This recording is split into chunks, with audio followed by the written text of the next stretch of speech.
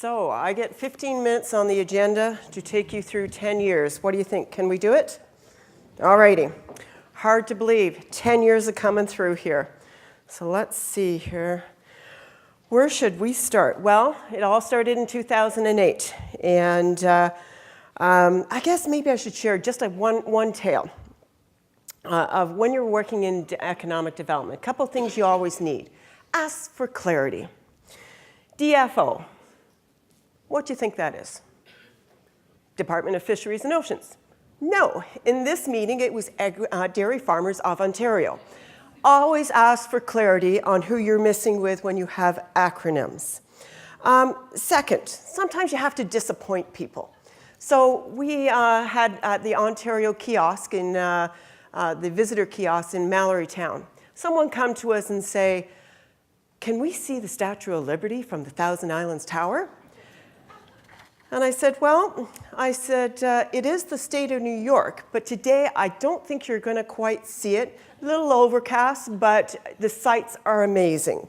So a little truth, a little kind of massaging there. This year I've gone from chemical brownfield sites to municipal waste sites, looking at their contents with a different lens. Yeah, this job is not all glamorous. To continuing discussions on boats and opportunities for boats. From growing more gardens, wineries, and stay tuned for cideries. And yes, cannabis. It's certainly been a topic for us. What I've also learned, and this is the chemical people in the room, you do not mix ammonium nitrate and light diesel at a same facility as it goes boom, okay? That is something when we're looking at where to place people, you need to know some further details. No day in economic development is the same, so let's go through the 10 years. 2008, County's Council decided to take a leadership role in economic development. This is the slide from that council. Some of the mayors are still here, Jim Pickard, Ron Holman, and Mayor-elect Doug Struthers. I gotta commend you. I thought you hired someone really good. Thank you. Certainly, one of the things that happened right away was we entered in, and this was the biggest challenge of the job, we had the global financial crisis in 2008, the worst since the Great Depression. In 2009, though, we hosted our first Economic Development Summit in June. Slightly different look back then, and we were using the crest from the county's perspective. We recognized early on that we needed to work together even though we were different. The corridors of opportunities were introduced. And these are all slides from our previous years gone by. In 2010, we recognized the need for a brand and a modern tagline. And then in 2009 and 10, we hosted a series of panel series from each of the sectors to get a baseline of information and become understanding what our employers were looking for. These became mini summits unto themselves. In 2010, we also did a 5-year strategy that recognized the amount of work that needed to be done. It couldn't be done overnight. But our first thing is we needed to become economic readiness for business to come. Feedback from our panel series was overwhelming, and we created our website for a central repository of information. In 2009-10, was also a big year for RTOs, regional tourism organizations were created by the province. And I don't know if Bonnie, she was coming from Kingston, if she's made it in, but certainly she's been a big support. We made sure that Leeds Grenville was included as an entire area, as well as being represented on the board. In 2010, we also started the process of developing an integrated community sustainability plan that the Economic Development Office was involved in. And then in 2011, the counties came involved in updating their site, and we started our first tourism portal piece through the visit section of the website. We introduced an integrated business directory, which all of our municipalities had their businesses listed on, so it was one point of access. And then we also introduced the Warden's Award. And this you'll hear a little bit more about later. This is the Bill Thake, in honor of Bill Thake's service for many years and his commitment to economic development. In 2012, it took over a year to complete it. We did our sustainability plan, and that was presented. And then the summit became recognized as an event that you should not miss. And the reason being is cows and waterbeds. And is Henry in the room? Because I know he was registered too. He may have not. Oh, Henry. Henry introduced us to the topic of the importance of cows' comfort with waterbeds. If you need to know more, talk to Henry, but it was talked about for many years after. The summit involved various speakers, and certainly Nuterra was one of those key ones that was different. Nuterra is out of Brockville, and they provide water filtration and servicing and cleaning through their mechanisms that allowed many of our rural communities to take a different look at how they provided services. And this was certainly a game changer for many of those municipalities. Already, Minister, I don't know if we should share this one, but in 2011, MPP Clark and I at the time stormed the Ontario En Route Centre for a press conference on how we wanted to have leaders, visitor services, and be a leadership in doing that. We went to Mallory Town, onto private property, I guess it was, did a stage. I talked to my boss. I said, so what if I get arrested? He just smiled. But come 2012, we had a contract, and we have been delivering visitor services since then. And thank you to HK Travel Centres, the Ministry of Transportation, and the Ministry of Tourism, Culture and Sport. Yes, it took 3 different entities and agreements to be able to come to that agreement. In 2013, see, the MP and the MPP, they take me off on these courses. Our MP Brown at the time, as you heard earlier, was catalyzing in regards to the Rideau Canal, and our mayors in tow, very advocating on behalf of that in making sure that our canal remained open and that the hours were consistent with our operators and the costing was not accelerated as fast as the government originally wanted. So we certainly spent a lot of time in advocating on behalf of that.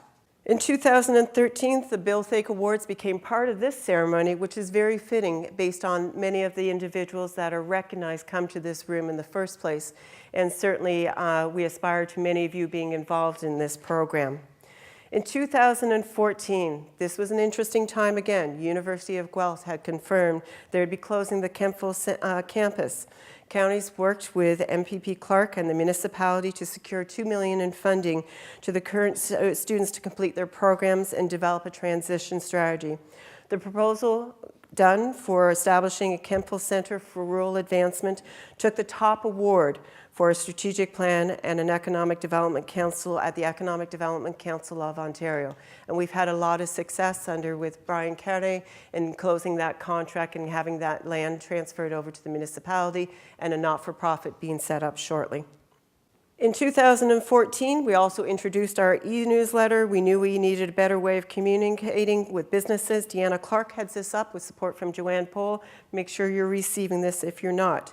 In 2014, we also introduced our YouTube channel. If you ever need a video on the region, go to this. It's including counties and all your municipalities. 2015, big year, announcement Giant Tiger was coming to the region and purchased 300 acres in Johnstown. Municipality worked very hard with its partners in getting this completed. Also in 2015 was the Thousand Islands and Rideau Canal Garden Trail was introduced. This has been a part of the region since, and the start was 9 public and private gardens. We also saw the Thousand Islands region was highlighted through its travel media with Joseph, and Cheryl mentioned that in her presentation, so it's nice to have had the region, both Thousand Islands and Rideau, covered in this. And then in 2014, we had retired our community guide and introduced our new Discover Thousand Islands and Rideau Canal Waterways for relocation purposes and tourism. We also introduced the Invest Guide. This was the first time called Where Lifestyle Grows Good Business. It was our investment attraction main piece. Both these publications have been widely used. In 2015, we still continue to recognize this, and we'll be bringing this back in our next year's summit, is the importance of our small business. And these are 4 individuals that certainly make a difference in our region and our community, with over 80 to 90% of our businesses being small in the region. 2016, if you weren't here for the summit, it was a stunning presentation by Giant Tiger in regards to the technology that they have been adopting. If you ever get a chance, please, please, please make sure you take a tour. It is phenomenal, and certainly they're looking to increase their workforce at this point.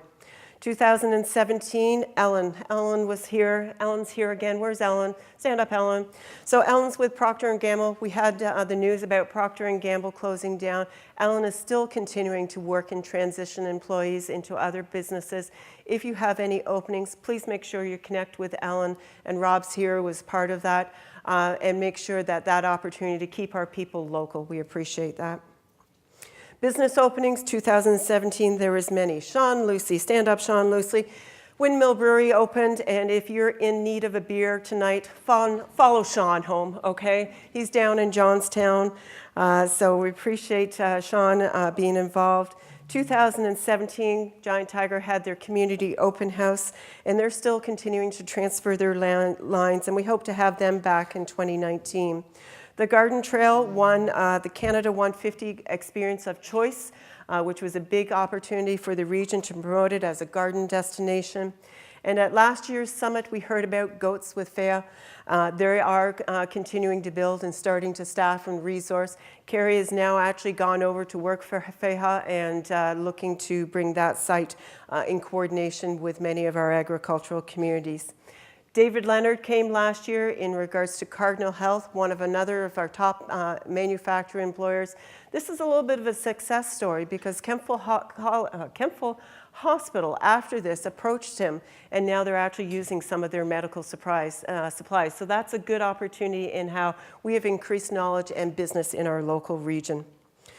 2017, it was a wonderful year in the way of we are recognized as not only as the Economic Development Office, but as the region, as the top economic development in the Eastern Ontario. So, and that takes many, many people. 2018-19, where are we heading? We're maintaining our strategic areas of focus. We have 5 of them. You can read them there. Our leadership capacity. Thank you for today. This is part of building our leadership capacity. Our attendance is astronomical. Big cheer for you guys for being winter warriors and making this out. Thank you. Relationships, partnerships, and trust. Can't say this enough in getting to know each and every one of you. Trust is so important in this world of social media, and we have many partners, and the relationships I have with each and every one of you is very much part of the team in making us investment ready and business savvy. Investment attraction, well, Cheryl's told you a little bit about LeBoat. One of the things that did, and I mentioned it earlier, are businesses. Many, many businesses were involved, from the witch who actually had the mosquitoes. You can kind of maybe see what the jar says, but it's F off mosquitoes. Art Glass was also involved, Portland for Lunch, fishing in Sealy's Bay.